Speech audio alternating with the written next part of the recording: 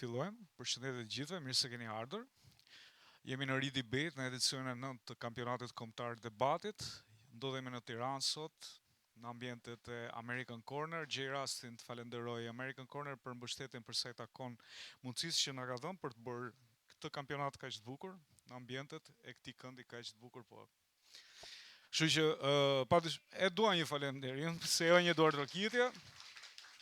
Nga ana tjetër dua të falenderoj ata që kanë bërë të mundur zbatimin e këtij projekti që është organizata Liburnetik prej 9 vitesh tashmë. Është pjesë e një nisme kaq të rëndësishme sikurse është mendimi kritik edhe padyshim që impenjimi do të jetë po i njëjtë edhe ndoshta edhe më i fuqishëm edhe në edicionin e 10 që na pret vitin që vjen.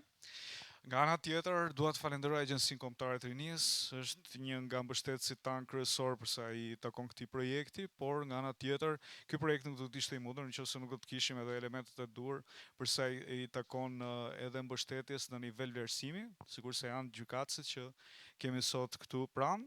Me ne është Glingjet Madhi, pjesë e Këshillit Bashkiak në Bashkinë Tiranë, por një njohës shumë i mirë i formateve të debatit, duke qenë se ka qenë edhe ish debatues, por nga ana tjetër edhe njohës i mirë i Ridibet, sepse prej disa vitesh tashmë është pjesë e pandalur e skuadrës.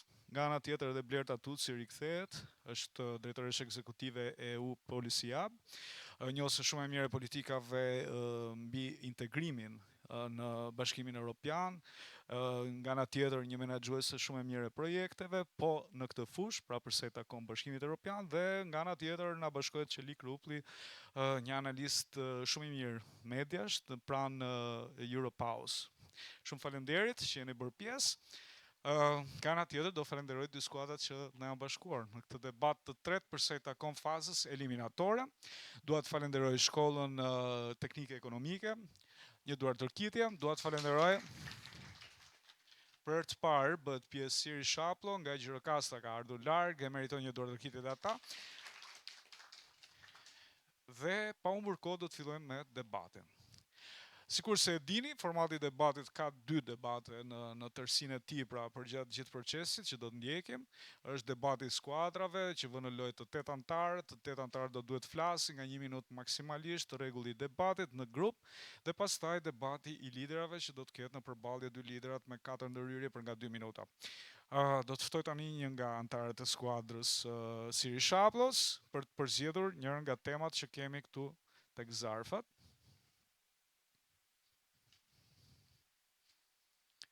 Dhe e lexojmë bashkë. A duhet të forcohen dhe të zbatohen më rreptësisht politikat për të parandaluar aksesin e të rinjve nën 18 vjeç në produktet e duhanit dhe nikotinës? Shumë faleminderit. Ma jep mua tema. Do e lexoj edhe një herë. Pra tema është: a duhet të forcohen dhe të zbatohen më rreptësisht politikat për të parandaluar aksesin e të rinjve nën 18 vjeç në produktet e duhanit dhe nikotinës? Është e qartë tema? Okej. Tani do të përzgjedh qëndrimin.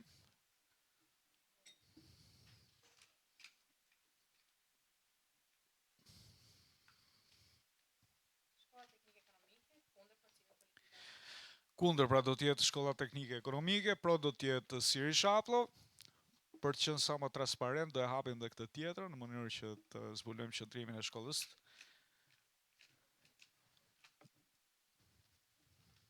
Ja ku është? Pra. Mirë, nga ky moment keni 7 minuta kohë përgatitore.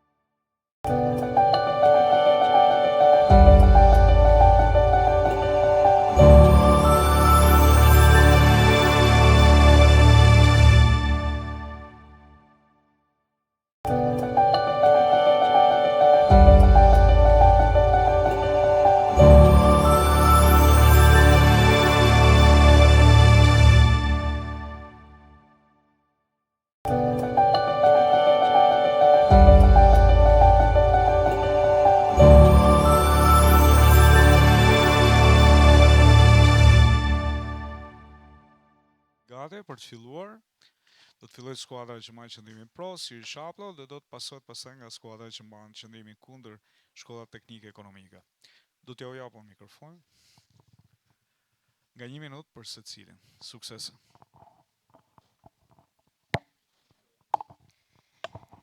Atëherë, sipas World Health Organization dhe Center for Disease Control and Prevention, truri zhvillohet deri në moshën 25 vjeçare.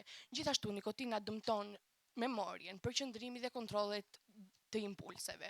Për këtë arsye, adoleshentët janë më të prirur të jenë të varur ndaj saj. Sipas studimeve të ndryshme shkencore, vjetre se shumica e adoleshentëve të cilët fillojnë duanpirje në kohë të hershme, janë më të prirur ta kenë atë varësi në kohë më afatgjatë. Për këtë arsye, shumë vende europiane kanë krijuar rregulla dhe ligje të reja për parandalimin e shitjes së duhanpirjes në moshën 18 vjeçare.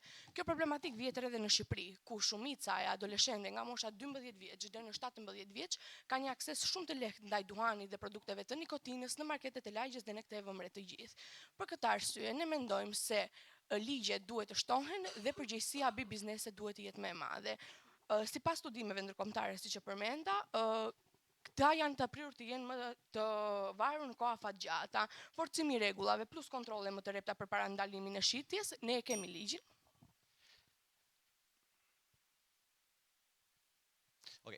Të rinjtë e sotëm në fakt për filluar një zakon duhet të dinë së pari shëndetin e tyre. Përshëndetje juris, miqve tanë, gjithashtu për argumentin tuaj, dhe gjithë ata që mendojnë se shëndeti i të rinjve ditë që flasim është shumë kompleks. Unë quhem Geni Skolishe dhe jam kundër kësaj teme për sa i përket masave për 18 vjeçarët e më tutje, sepse kjo lidhet drejt për drejt me gjithë përfshirjen e shëndetit të tyre.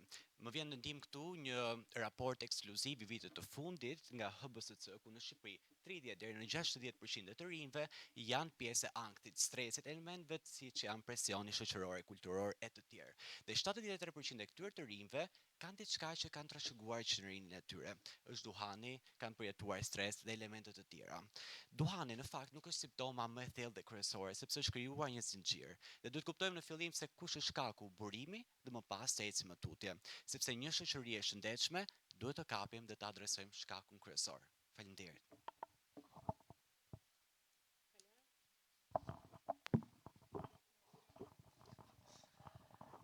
E vlerësoj mendimin tënd, por do më duhet ta kundërshtoj. Mendoj se fakti që ankthi dhe këto janë sjellin pirjen e duhanit nuk është as pak e drejtë, sepse duhani nuk është zgjidhje për asgjë. Në fakt parandalimi i saj kushton edhe më pak se trajtimin, duke qenë se duhani sjell një sër sëmundjesh siç është kanceri i mushkërinjve, probleme me zemrën dhe problemet respiratore. Parandalimi i pirjes së duhanit kushton më pak ekonomikisht, pasi koshtet shëndetësore që vijnë pas saj janë shumë më të larta dhe vdekjet e panevojshme. Rreth 7 milion vdekje në vit ndodhin për shkak të duhanit dhe siç thash miliona hidhen në trajtime shëndetësore. Forcimi i politikave e ul këtë gjë, ul barën ekonomike dhe vdekjet e panevojshme. Sipas fushatës të FDA-s, The Real Cost, ajo ndaloi rreth 587.000 të rinj nga fillimi i duhanit, kështu duke kushtuar 53 miliard dollar në trajtime shëndetësore dhe me mira vdekje. Dhe në fund të ditës është më lirë ta ndalosh duhanin sot sesa ta paguash atë spitalin nesër. Faleminderit. Përshëndetje, unë quhem Helga, duke respektuar mendimin tuaj, unë kam një qasje tjetër. Ju folët pak për ndikimin ekonomik që kishte duhani. Unë jam kundër forcimit të politikave të duhanit dhe nikotinës, sepse ajo nuk e ul konsumin. Ajo thjesht ndryshon dijenin se nga merret ky produkt në mënyra të palishme. E kjo e fundit ikon drejt për drejt në politikat fiskale. Si për shembull, ulja e transparencës në blerjen e këtyre produkteve nuk e ndryshon faktin se të rinjt vazhdojnë të blejnë, për faktin se si të ardhurat nuk janë të sakta. Dhe le të mos përmendim shpenzimet që do të ketë shteti për të kontrolluar dhe monitoruar nëse këto politika po zbatohen. Pra pyetja është, nëse shpenzimet janë kaq të larta dhe transparenca jo aq e qartë, nëse këto politika vërtet funksionon, a ja vlen gjithë ky shpenzim? Faleminderit. Atëherë, përshëndetje. Ndonë se më e respektoj shumë mendimin tuaj, nuk jam dakord.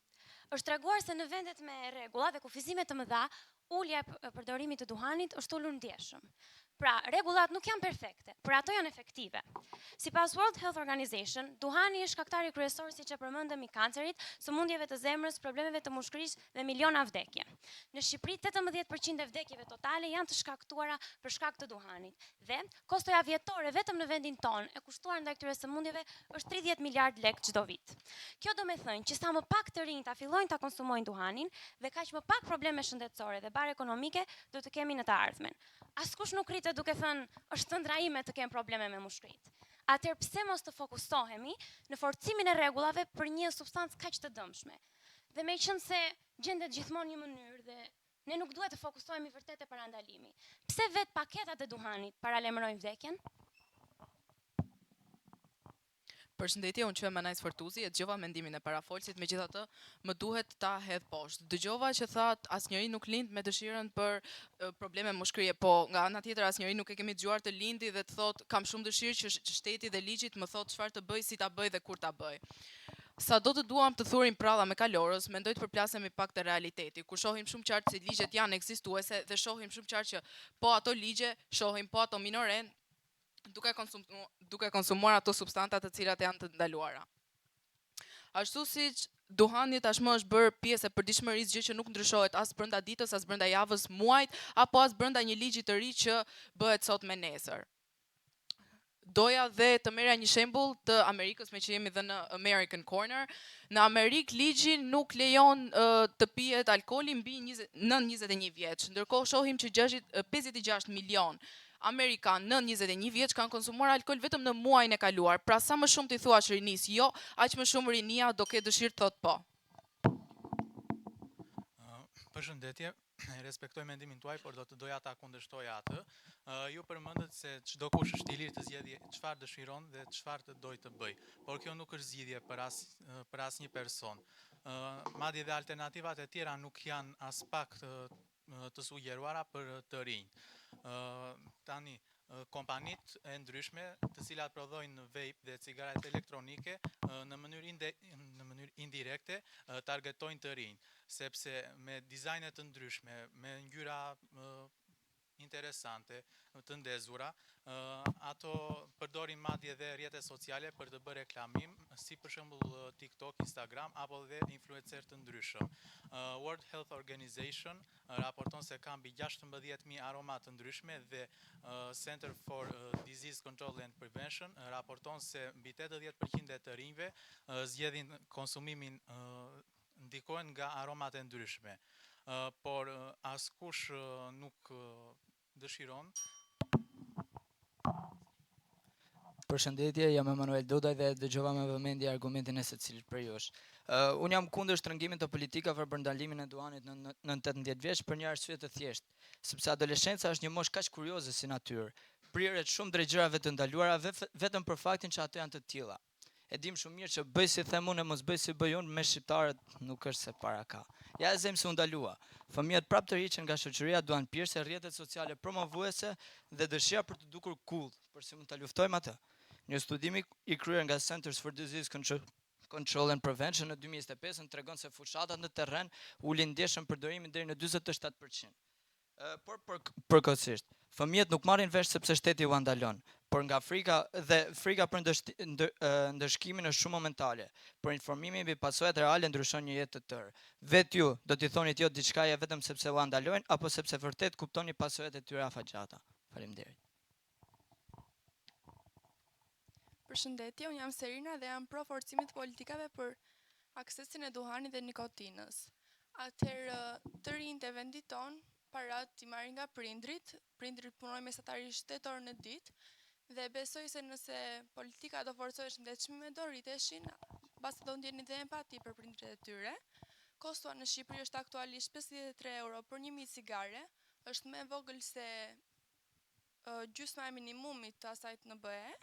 Dhe rregullat ekzistuese po janë që i ndalojnë duhanin, ekziston edhe interesi, por nëse kontrollet rreptësohen dhe shitësit e tyre do të gjobiteshin, atëherë nuk do t'ju jepnin të rinjve cigare dhe nuk do t'u lejonin këtë gjë, kështu që dhe ulja e numrit provuesve do të ulej ndjeshëm, mendoj.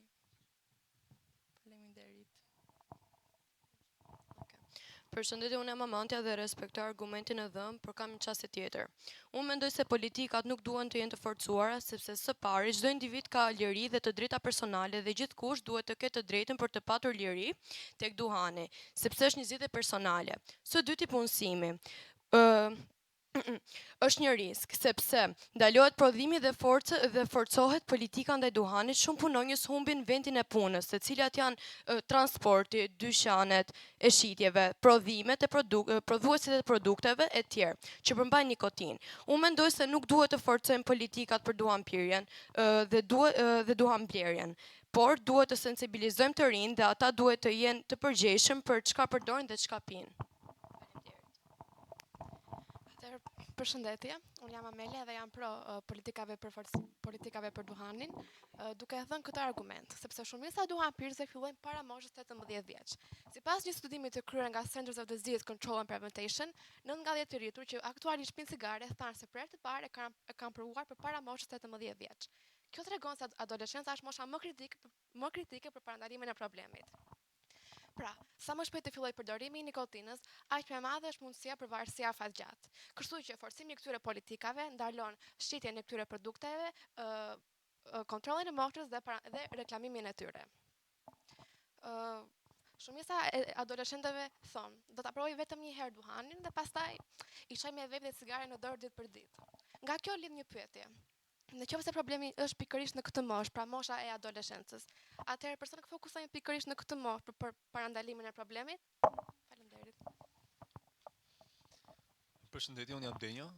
Unë mbroj tezën kundër dhe kam një çështje tjetër ndaj mendimit tuaj. Atëherë, si fillim doja të citoja një pjesë të Konventës së OKB-s për të drejtat e fëmijëve, që thotë që pengimi i zgjedhjes së lirë tek fëmijët është shkelje e të drejtës autonome individuale. Atëherë, ne duke i kufizuar politikat për shtrëngimin e aksesit ndaj duhanit 9-18 vjeç, neve pengojmë një moshë të cilën 16 vjeç, që shumica e njerëzve punojnë, paguajnë taksa dhe janë njësoj si një rritur, neve i kufizojmë ata zgjedhjen e tyre të lirë që kanë të pirjen e një duhani. Duke kufizuar këtë gjëra, neve japim edhe një hoftë të madh tregut ilegal, që do të thotë që rritet tregu i zi, bie ekonomia, rritet kontrabanda dhe ulet kontrolli i cigareve, që do të thotë që sillim më shumë ndëme shëndetësore, ekonomike dhe tjera me radhë. Atëherë, unë do doja ta mbyllja me një shprehje që thotë që të drejtat nuk i mbrojmë me një ndalim, por i mbrojmë me edukim dhe me ndërgjegjësim. Faleminderit. Përshëndetje, unë jam Arla. Si fillim, jam shumë dakord me mendimin tuaj, por doja t'ju kundërshtoja. Një 16 vjeçar nuk mund të punojë. Nuk mund të jetë i siguruar dhe edhe sikur të punojë, prapë nuk mund të ketë një zgjedhje të lirë në disa gjëra që realisht mund ta dëmtojnë. Rrjetet sociale kanë një ndikim madhor. Çdo adoleshent ka të paktën një rrjet social në të cilin ka has dhe promovon këto produkte, pra produktet si vape, cigaria, duhani, nikotina dhe gjëra të tjera. Ekspozimi ndaj përmbajtjeve online dhe ekspozimi dhe promovimi që ata hasin në jetën e tyre sociale në telefon, rrit dëshirën për ta provuar këtë gjë. Tashmë është trend të gjesh ngjyrën dhe shijen e vapit, bazuar në veshjen tënde. Pra vapi është bërë tashmë një aksesor ditor i një adoleshenti dhe një trend i mirëfillt, pa marrë parasysh pasojat masive. Duhet krijuar një barierë fuqishme për promovimin dhe normalizimin e këtyre produkteve online. Pra, Përshëndetje Arla, unë quaj Megi, e vlerësoj argumentin që dhe them të drejtën jo, nuk mendoj që politika duhet forcohen rreptësisht apo verbërisht për të perifrazuar pyetjen. Unë mendoj që problemi nuk është ai 16 vjeçari me vape në dorë, siç ju përmendët, por sistemi që krijon mbetje dhe pastaj do një armik të vogël sa për të mbuluar punët e tij të papastra. Mos lëm pa përmendur sipas organizatës ndërkombëtare të mjedisit, vetëm 100 kompani janë përgjegjëse për 75% të emetimeve të mbetjeve industriale globale vetëm në një vit. Imagjino më shumë vite tjera. Pra duke kontrolluar çantën e gjimnazistë, duke duke u bërë ne prindi I tretë, se prindi I dytë është mësuesi. Të parin e kanë në shtëpi, nuk zgjidhim gjë. Prandaj mendoj që nuk duhet forcohen. Dhe sipas KS 65% e produkteve të konfiskuar në treg nuk mbusin asnjë kriter shëndetësor, të sigurisë e jo më mjedisor pastaj. Pra çfarë presim ne kur këto nuk përmbushin kushtet mjedisore? Sepse në momentin që ne kontrollojmë 600 vjeçar, kemi lënë në pas ndotësit real. Dhe kjo nuk është gjë më e mirë që ne duhet bëjmë apo jo. Ndërkohë shteti silet sikur po mbron pyet dhe kontrollon një 600 vjeçar, duke lënë pas ndotës real televizin të lirë ta ndotin me disin për qef. Faleminderit. Përshëndetje, unë jam Ester dhe fillimisht do doja që thosha që ne duke qenë pro politikave kundër duhanit, nuk po kërkojmë që të kontrollojnë çantat e askujt, as të miat, as tuajat e të askujt. Dhe për sa I përket ndotjes mjedisore, mendoj që duhet të fokusojmë më së shumti tek shëndeti ynë, se e tham numri I vdekjeve është rreth 7 milion vdekje për vit, dhe përveç kësaj, sipas raporteve 10% e shteteve që kanë përdorur politikat kundër duhanit kanë një rënje të konsumit të rinjve. Dhe përveç kësaj, kjo tregon se nëse shteti vazhdon rritjen e monitoruar dhe verifikimin e identifikimeve, kjo do të çojë në ulje të konsumit, vetëm të rinjt, por nga të gjithë. Përveç kësaj, nëse ne idealizojmë çështjet destruktive dhe të rinjt vazhdojnë që të përshtaten këtyre përkufizimeve, siç dhe ju thatë, pa forcuar rregullat, pa kuptuar rreziqet që ju kanosen, duhani do të ngelet vetëm një çështje shëndetësore dhe jo më racionale dhe etike. Dhe përveç kësaj, është e nevojshme promovimi dhe normalizimi I këtyre politikave, ndryshe nga si bën industria e duhanit, që është kryesisht e fokusuar tek aksesi I lirë nga të rinjt dhe nga normalizimi social. Faleminderit. Atëherë përshëndetje, si Filip tham që nikotina dëmton trurin, kjo është komplet gabim, është agent shërues cerebral, një nga të vetmi që aktualisht ndërton rrugët cerebrale të trurit, pra na ndihmon me memorje, me mendime më të mira dhe të tjera të tjera. Atëherë ju thotë që ka 7 milion vdekje në vit që vijnë nga duhani, por sipas OBSH-s në 2023 tregohet se 43 milion vdekje vijnë nga sëmundjet e zemrës, me shkak kryesor diabeti, që shkaktohet nga sheqeri. A do të thonë kjo që ne duhet ndalojmë sheqerin, çdo produkt sheqeri duhet ndalohet, fëmijët nuk do të konsumojnë sheqerin, sepse është shkaktari kryesor I vdekjeve. Ulja e përdorimit të duhanit është ulur, përmendet pak më parë. Domethënë që është rritur. Kjo është e fjalia thënë nga ju. Targetohen të rinjt një lloj siç targetohet një person I marketueshëm në gjithë botën. Domethënë, ju thatë që vetëm të rinjt janë kryesorët për targetimin e duhanit, por nuk është e vërtetë, çdo person I mundshëm targetohet, sepse një njeri rrit konsumin e përdorimit të duhanit. Do të thonë kjo se një person 40 vjeçar, një person 20 vjeçar është njësoj.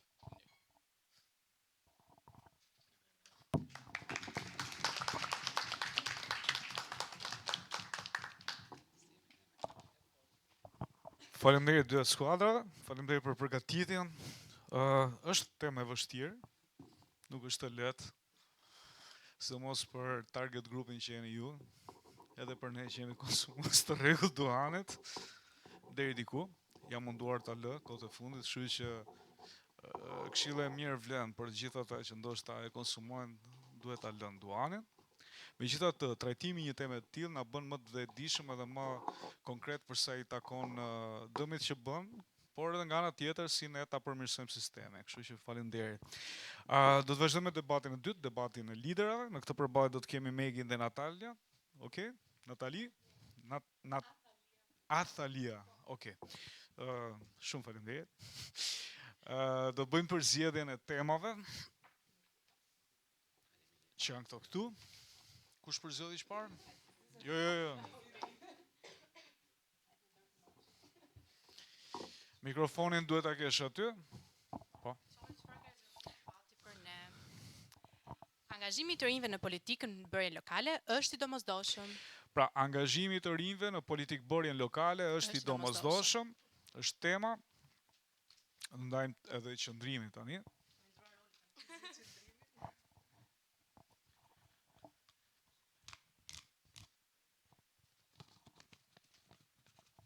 Kundër do të jetë qëndrimi kundër. Okej. Pro do të jetë Megi. Keni 7 minuta kohë përgatitore. Ja, I keni këtu.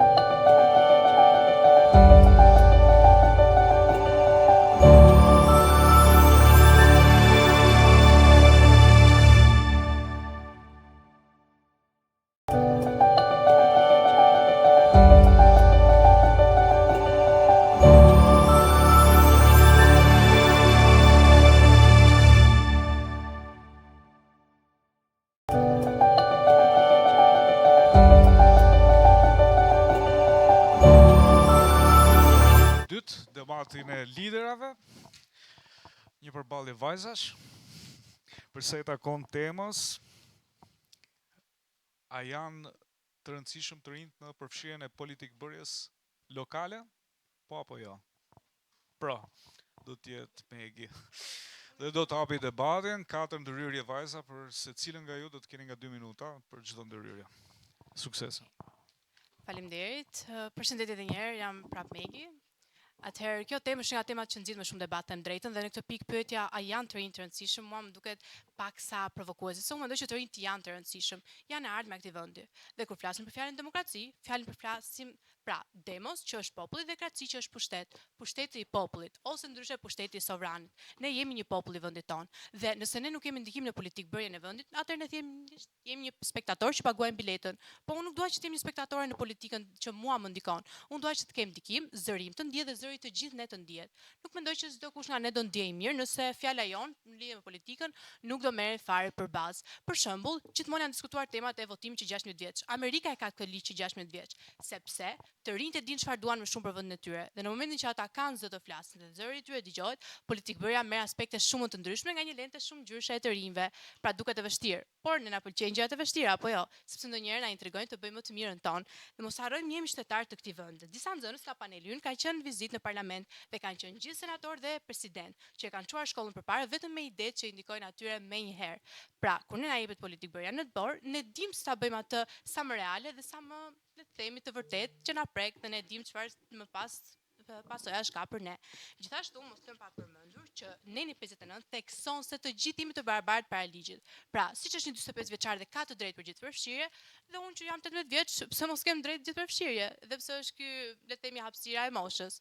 Dhe mund të përmend tjetër që ne mund të themi që jemi të painformuar, por në momentin që marrim pjesë vetë në politikë, jemi të informuar me problemet e të gjithëve.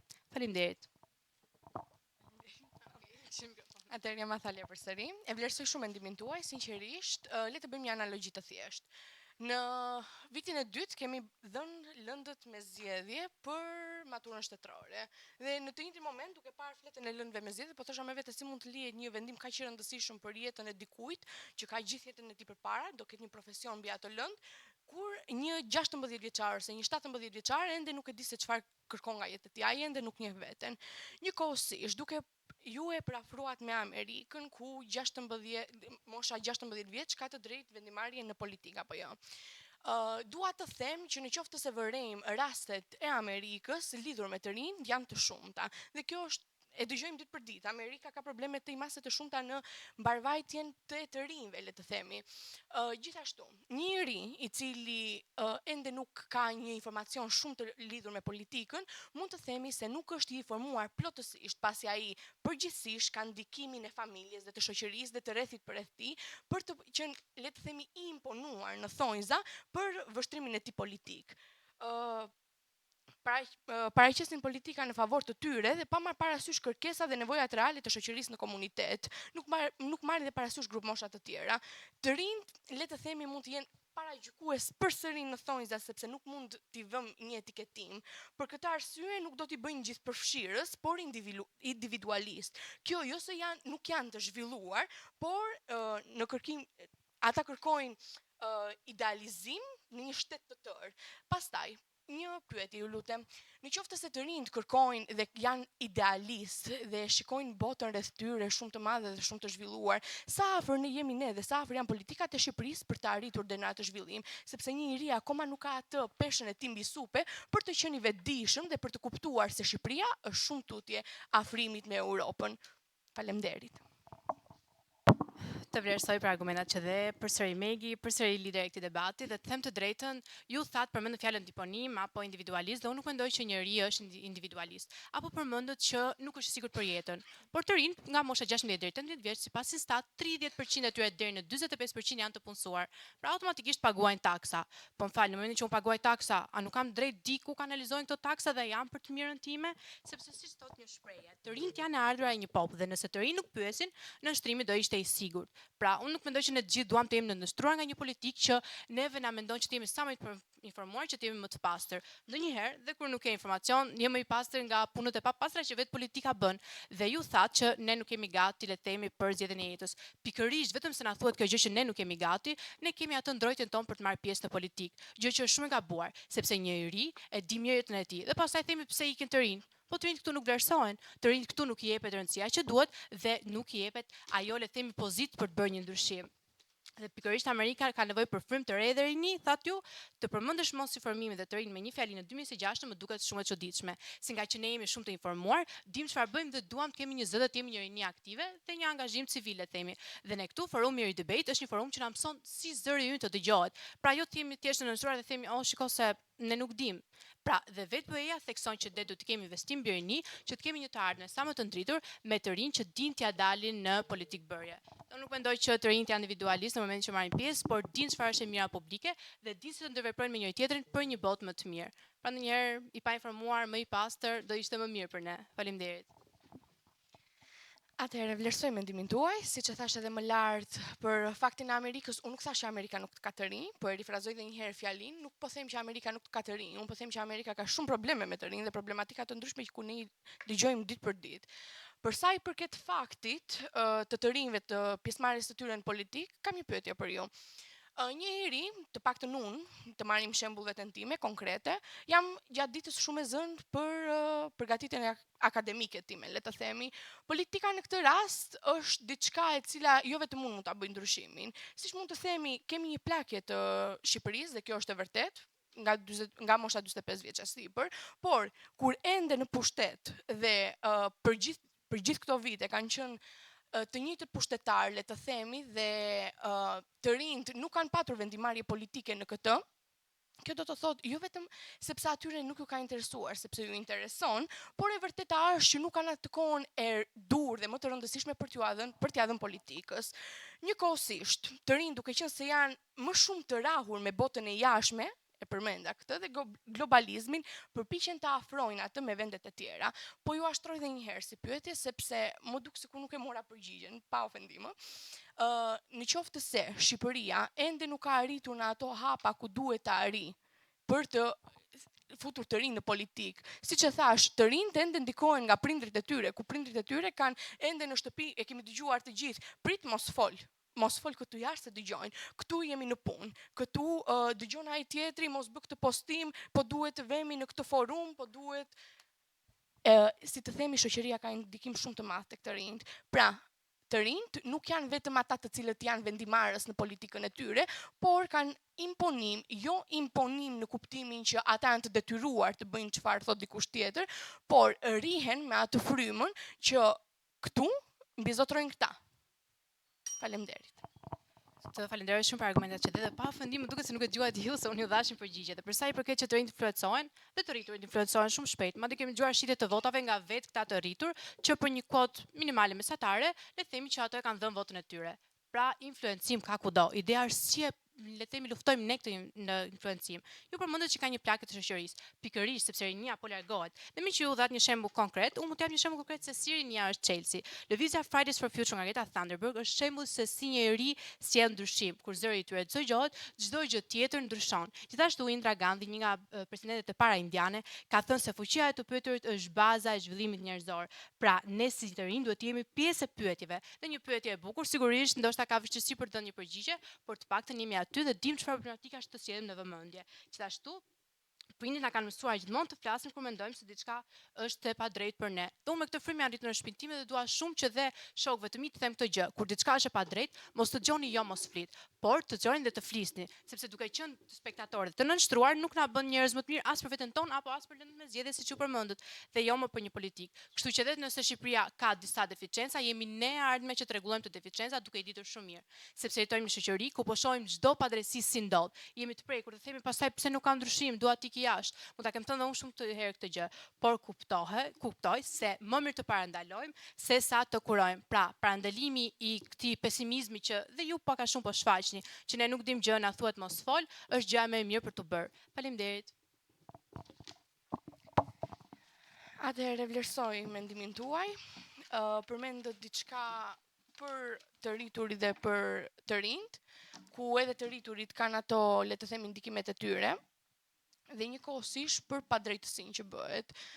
Në momentin dhe njëherë, në momentin që ka padrejtësi dhe ku të rriturit janë futur, le të themi, në këtë lumë padrejtësie, çfarë presim ne, sepse shumica është e dukshme, shumica e të rriturve janë futur në atë lumë padrejtësie dhe përsëri vazhdojnë të imponojnë fëmijët e tyre në thonjza për të vazhduar, le të themi, në hapat e tyre. Për sa i përket të ardhmes, nuk mund që të rinjt të përfaqësojnë të ardhmen akoma ku ne kemi të shkuarën mbi supe, sepse prindrit tanë të paktën janë arritur në kohë komunizmi, pastaj erdhi kohë demokracie, dhe shpesh dëgjojmë edhe atë që kjo demokracia e sotme është si komunizmi atëhershëm, po me fjalë më të moderuar, apo jo. Të rriturit vazhdojnë e përdorin këtë, edhe fëmijët gjithashtu, dhe nuk po marrin hapat të duhura drejt një të ardhme më të ndritur që ju përmendët.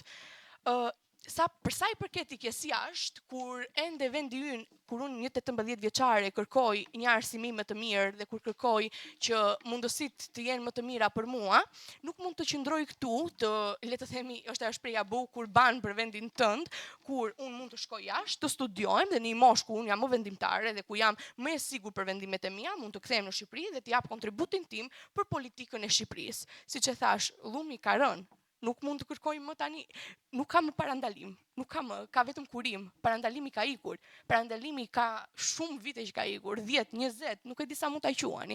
Është prapa ajo shprehja që thash, jemi në një komunizëm të, le të themi, të lehtëzuar. Faleminderit. Falenderoj shumë për argumentat që dhe them të drejtën unë po gjë nga ti këtë që komunizmi është demokracia me fjalë të tjera, sepse unë në shtëpinë time dëgjoj prindërit thoshin që në komunizëm nuk shprehet dot asnjë shqetësim. Dhe mua vjen shumë mirë që sot jemi në këtë demokracinë që ne e quajmë dhe secili mund të japë mendimin e tij. Unë vetë personalisht kam marrë pjesë në disa protesta që më kanë bërë të ndihem mirë se zëri im dëgohet. Dhe unë nuk jam thjesht një njerëz pa zë. Dhe më fal, po më duket pak absurde kjo që të rinj janë në llumë dhe çfarë të bëjmë ne. Parandalimi jemi ne, pikërisht, ti the që parandalimi ka kaluar. Por jo, ne jemi parandalimi. Ne jemi individ personal të ndarë nga prindërit tonë. Më duket sikur dhe ju po mendojnë ta lindni vetëm me prindër që mi që prindi im bën kështu, hajt po e bëj dhe unë të ri dhe unë të notoj në llumë. Unë s'di not njerë, i bie të mbytem në llumë. Po ideja është që nuk mendoj që duhet mbetim me këtë llumë, se jemi individa personal. Ne zgjedhim vetë për veten tonë dhe përderisa në moshën 18 vjeçare ne kemi drejtat tona dhe nuk pyesim mamin që shiko, këtë votojmë kë parti politike, por shohim interesat që ne kemi. Gjithashtu bëhet synon fondacion për shumë organizata të shqiptarëve për të përfshirë të rinj në qasje zhvillimi mbi ide unike. Pra kjo do të thotë që bëhet e shef të rinj sidomosdoshme për të ardhmen, se ç'të them, ne sjellim inovacionin, sjellim freskinë e mendimit. Madje mund të përmendni edhe pjesën e Erasmus, që shumë xënës te nga paneli kanë shkuar në Erasmus për të kuptuar idetë të rinjve, për të kuptuar si ata mendojnë dhe për të dhënë botës, le të themi, ngjyra dhe jo më bardhëzi si komunizmi. Më keq se filmat që shikon dhe babi im çdo ditë.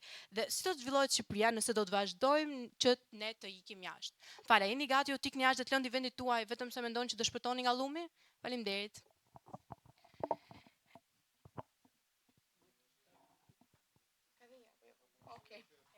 Okej. Atëherë e vlerësoj. Po, se ishte fare. Atëherë e vlerësoj mendimin tuaj. Për sa i përket që a mund të japim vërtet këtë të rinjt ndihmën, edhe një gjë. Kur përmenda llumin, nuk përmenda për të rinjt, përmenda për prindrit tanë, sepse ndoshta në Tiranë gjërat funksionojnë ndryshe. Gjirokastër është i vend shumë i mbledhur, nuk e di nëse keni qenë ndonjëherë në Gjirokastër, është i vend shumë i mbledhur, të gjithë e njohin njëri tjetrin, të gjithë e di ku shkon, le të themi ato memet në thonjza ku ajo plaka e lagjës të shikon nga dritarja, po të gjithë e njohin njëri tjetrin, dhe njëkohësisht kur përmend për të rriturit, të cilët janë futur në atë llumin, nuk po them për të rinjt. Ikja jashtë mua më ndihmon të, le të themi, të marr arsimin e duhur, që më ndihmon për të kthyer në Shqipëri dhe më pas për të dhënë kontributin tim në Shqipëri. Erasmus është larg nga ideologjia shqiptare. Shqiptarët nuk janë nuk përshtaten me një botë tjetër jashtë, siç e përmenda edhe më sipër këtë pjesë. Atëherë, përmendet një 18 vjeçar ku mund të shkojnë në Erasmus apo jo? Pikërisht ligji edhe ne na lejon mbi 18 vjeç të jemi të lirë të votojmë, sepse mendoj që kjo është e drejtë, me thënë të drejtën, pasi një moshatar, një minoren, le të themi, më fal, një minoren nuk mundet që të marri përgjegjësi të plot për vendimin që ai jep në politikë dhe nuk mund të jetë kryesor, le të themi, sidomos në vendin ku ne jetojmë sot. Për shkak të prindërve ose jo vetëm, por edhe, siç e thash, për Gjirokastrën ku ne jetojmë, nuk është aq e lehtë për të marrë dhe për të përfshirë në politikë, pasi nuk ka organizata aq të sigurta dhe le të themi që nuk ka organizata fare për përfshirjen e të rinjve në politikë. Plus, një informacion tjetër shumë i rëndësishëm është që lobi frontal zhvillohet pas moshës 25 vjeçare. Kjo do të thotë që një i ri nuk ka aftësinë e dur, por nuk ka njohurinë e dur për të marrë vendime të drejta në politikë. Faleminderit. Mirë, faleminderit dyja vajzave. Është momenti që juria të mlidhet, bëj vlerësimin dhe pas pak mësojmë edhe se cila nga skuadrat do të vijojë kampionatin.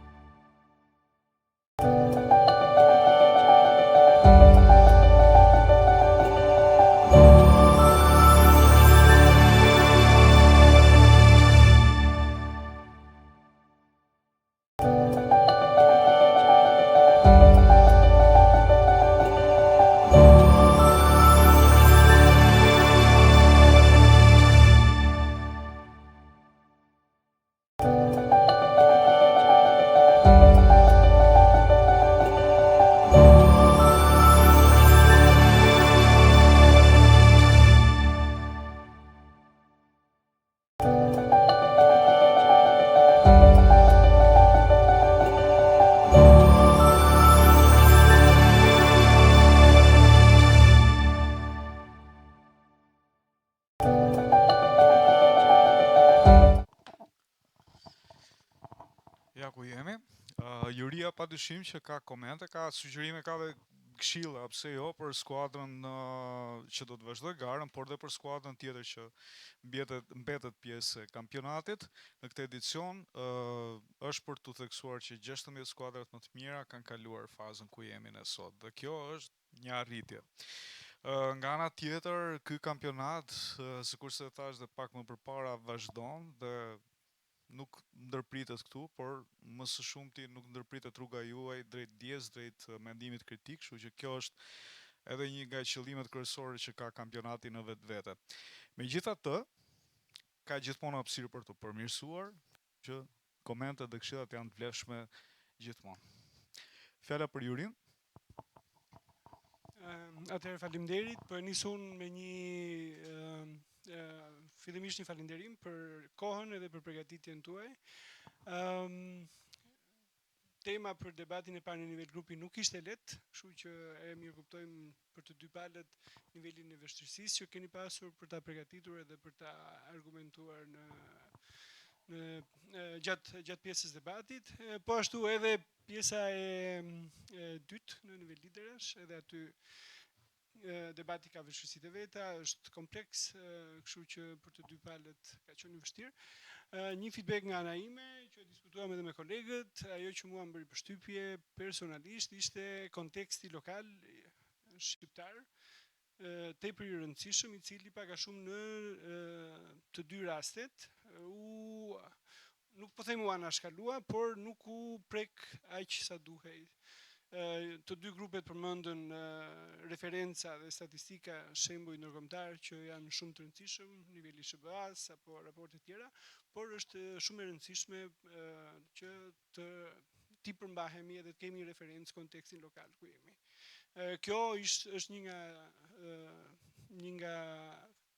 nga gjërat që mungoi tek debati i parë, kështu që unë do doja që ju ta kishit parasysh gjatë përgatitjes në vijim apo kurdo që do duhet të diskutoni apo të debatoni me dikë, është shumë i rëndësishëm kontekstualizimi i çdo lloj gjëje që ju jeni duke trajtuar. Domethënë përmbajtja ndaj një konteksti duke nisur nga aty edhe më pas duke ngritur stekën për përmirësim me krahasime me raporte ndërkombëtare apo vende të caktuara. Por gjithnjë duke ditur ku nisemi edhe kujt i përmbahemi, domethënë edhe dokumentave apo statistikave zyrtare që kemi në nivel lokal. E dyta që është e rëndësishme, doja që të theksoja mungesa për shembull e analizës në nivel lokal. Do ishte mirë për shembull që ne kishim studime që janë bërë nga autor shqiptar mbi kontekstin tonë, kështu që edhe diçka tjetër, domethënë që mund të ishte pjesë e debatit tuaj, që unë do kisha pas qejf ta dëgjoj. Nuk e dëgjuam, por që është diçka që mendoj që juve mund t'ju shërbej në vijim. Kjo është nga ana ime, unë pastaj do ja lë kolegëve të mi që të shtojnë edhe vërejtjet e tyre apo feedbackun e tyre, por që në përgjithësi unë jam shumë i kënaqur për punën që keni bërë, kështu që ju uroj shumë suksese në vijim.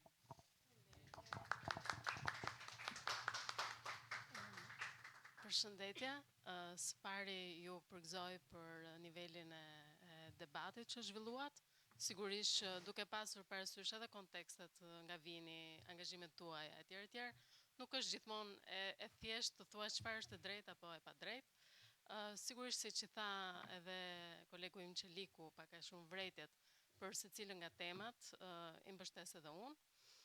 Do kisha dëshiruar edhe shpresuar që të dilnit pak nga kornizat, të ishit pak më të çlirët në kuptimin e asaj që bëni edhe në përditshmëri, në klasë, në shkollë, edhe të reflektonit diçka edhe nga eksperiencet tuaja personale. Kurrikulat gjithmonë janë një sistem reference, por ndonjëherë eksperienca është më e vlefshme se sa shifrat, statistikat, të cilat gjithashtu janë të rëndësishme për ta bazuar argumentin tuaj. Për temën e dytë tek liderat, do kisha, duke qenë se jam marrë dhe me politika rinore dhe e njoh kontekstin e politik bërjes tek të rinjt, do kisha dashur mos ta kishin të konfuzuar politikën me politik bërjen dhe angazhimin që duhet kenë të rinjt për të përmirësuar jetën në komunitetin e tyre, por edhe për të kërkuar më shumë të drejta. Por megjithatë, për këtë temë unë do ja lë fjalën Glingjetit që është më i angazhuar edhe më kompetent për të folur mbi këtë temë. Mirë, edhe nga ana ime ju përgëzoj për realizimin e debatit. Ç'është e vërteta debati I parë edhe tek ne erdhi në mënyrë më të këndshme.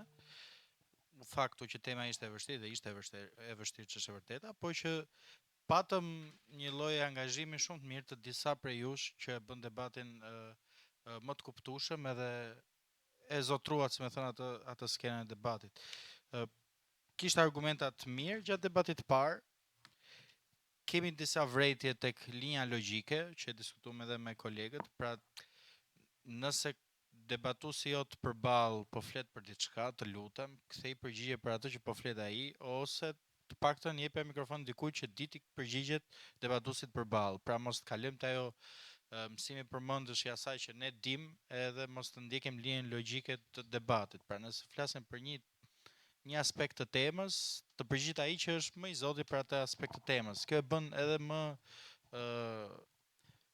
më korrekt edhe debatin dhe ne kuptojmë që ne po diskutojmë një gjë që e kemi kuptuar thelbin dhe logjikën, se kjo është ideja e mendimit kritik. Ti të mendosh kritikisht e jo të mësosh përmendësh një gjë që duhet ta thosh. Kjo është për përmirësim. Megjithatë ju tham, debati I parë vërtet ishte I mirë. Te debati I dytë unë mendoj që s'u kuptua tema. Ky është gabimi, pra nuk u kuptua tema dhe ç'është e vërteta e kemi thënë këtë të kësaj temës, në disa raste nuk është kuptuar si temë, edhe kur bëhet pyetja e kuptua temën, është më mirë toni na e lexo dhe herë, dhe nëse ka një pyetje, më mirë të shpjegohet në fillim edhe pastaj ne të marrim një përgjigje, se tema ishte angazhimi të rinjve në politikbërjen lokale është I domosdoshëm, I justifikuar. Pra politikbërjen lokale, ka ca fjalë kyçe aty, angazhim, politikbërje lokale dhe rini. Domethënë ne këtu debatin e dytë ç'është e vërteta unë qa nuk gjova, domethënë gjova nga arsimi, te emigracioni, mu duk sikur s'ishte kjo tema, thoja ikja të rinjve ishte tema, jo s'ishte kjo. Kush ishte përmirësimi I arsimit, jo mos ishte kjo, ishte angazhimi të rinjve në politikbërjen lokale, që do me thënë. Merrni gjërat sa më thjesht, në kontekstin tuaj, e tha dhe kolegu jon këtu, tha konteksti lokal. Konteksti lokal çfarë është? Te shkolla. Nuk po them që nuk u than elementë, pra u kapën element shumë të mirë nga ana jote në disa raste, pjesa e kohës, fjala vjen, unë dua kohë për përgatitje akademike në këtë moshë, nuk kam vëmendjen të merrem me politikë bërje. Kur të formohem si individ, pastaj mund të jap kontribut politikë bërje. Ti kap ato tjetër, unë kam marrë pjesë në protesta, në organizime lokale, le themi, ose kam ngritur zërin për gjërat që më shqetësojnë edhe kam gjetë një farë zgjidhje. Pra këto janë shembuj që nuk po them që nuk kishit element gjatë fjalës tuaj, po merrni kontekstin tuaj në shkollë. Qeveria nxënësve, ç'a bën? E përmendë, po. Ç'a bën qeveria nxënësve? Përfshin gjithë hallet dhe problemet të nxënësve të tjerë dhe I çon te drejtoria e shkollës, te gjithë hallkat, bordi I prindërve e tjerë e tjerë. Kjo është politikbërje lokale. Ne na duhet laboratori, nuk hapet laboratori o zysha. Ku ta bëjmë ne praktikën? Domethënë kjo është angazhimi juaj. Detyrat dhe të drejtat që kanë të rinjt kundrejt këshillave bashkiake të qyteteve të veta, apo kryetarëve të bashkisë qyteteve të veta. Ne kemi ca organe që quhen këshilla rinor vendor tani. Domethënë, kjo nuk është në fajin tuaj, se mbase ne nuk I njohim këto kompetenca që kemi. Mbase këto këshillat rinor vendor edhe nuk funksionojnë, e kupton? Po këto janë për të përmendur, e kupton? U kap ajo e manipulimit që qëndron në farë mënyrë pa pjekurisë së moshës, po ne vonë e kapëm përcaktimin e moshës së rinisë te debati juaj. Se deri një moment po flisnin për 16 vjeçarët. Në 16 vjeç jo votojmë, jo s'votojmë. Po njëri është deri në 29-30 vjeç, apo jo. Kështu që ishte temë shumë konkrete dhe shumë e thjeshtë, e komplikut kot. Na çu te komunizmi që s'flisnim dot, unë se kuptoja ç'a ishte ajo, e kupton? Sa ishte diktaturë, ishte diktaturë komuniste, po. Kjo është pastaj qasje tjetër, po. Si ishte komunizëm ajo, po. Okej, mirë, kjo ishte, shumë faleminderit edhe tani më lejoni të them atë pjesën e pak të vështirë, po që në fazën tjetër, me pak diferencë nga njëri tjetri, kalon shkolla teknike ekonomike.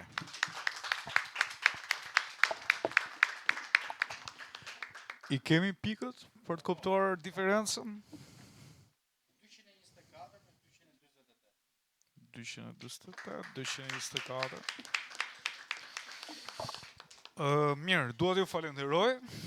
Edhe njerë, do të falenderoj padyshim shkollën si Shapla që na është bashkuar në këtë fazë, që është fazë shumë e rëndësishme, sepse ka bërë bashkë 16 skuadrat më të mira, po nga ana tjetër dua t'i falenderoj për performancën që kanë dhënë. Rrallëherë ndodh që dy shkollat na vinë nga një njëjti qytet, ka ndodhur me Shkodrën, por ja që ndodhi dhe me Gjirokastën, kështu që shumë suksese dhe faleminderit për çfarë do lloj gjë, faleminderit mësuesës që ju ka përgatitur. Dhe ju lutem, merrni këshillat për bazë në mënyrë që të vini dhe më mirë tjetër. Nëse keni pyetje për jurim, padyshim mund t'ja bëni në ambientet e jashtme, sugjerojmë padyshim, në mënyrë që të keni edhe mundësi përmirësimi në debatin tjetër, që regionalist, Shkolla Teknike Ekonomike, sukses.